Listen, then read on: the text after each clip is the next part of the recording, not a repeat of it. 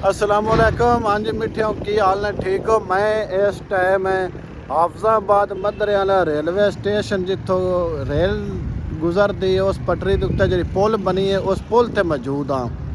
यह वीडियो खास करके अज मेरे ज़िले हाफजाबाद के सियासतदाना वास्ते वे भी तुसां इस हुकूमत पंजाब कोलों 16 बसां जड़ियां ने ज़िले हाफजाबाद की सहूलत आवाम को सहूलत देने वास्ते मंजूर करवाइयां सी भी 16 बसां इंशाअल्लाह ज़िले हाफजाबाद चलनियां, लेकिन उन्होंने तकरीबन 2-3-4 माह हो गए हाले तक वो बसां नज़र नहीं आ रही। हाफजाबाद की जी आवाम है वो तरसती पई है, लेकिन सियासतदाना के मौकफ के मुताबिक ये वे भाई हाले तक जी है ना पुल है वो ज़ेरे तमीर है, लिहाजा इस वास्ते जी है वो जड़ियाँ बसां ने वो नहीं चल रही। जनाब असी अज उस पुल ते मौजूद हाँ।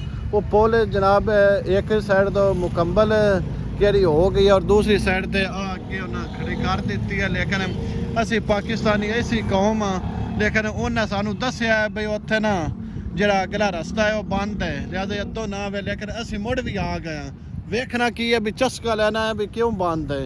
ये मैं नहीं कई सारे अद्दों पे गुजर मुड़ पिछे हटते पे ने, लेकिन असी अपने ज़िले हाफजाबाद के जो सियासतदान ने उन्हें अगे अपील करने भी खुदारा जी हाफजाबाद की आवाम है वो पुछती पई है भी जिहड़ियां साडियां बसां चलनियां ने वो तो चला दिओ, लेकिन ज़िले हाफजाबाद नूं जिहड़ा तोहफा देना है वो तो दिओ। तो जिहड़ा तोहफा उन्हें जी पुल है वो तो अलहमदुलिल्लाह मुकम्मल हो गई है। तुसीं वेंदे पे हो एवें कोई लाइटा लूटा लेंदे पे ने इस वजह तो बंद कीते ने। बाकी जो पुल वाला सिस्टम रौला है वो खत्म हो गया।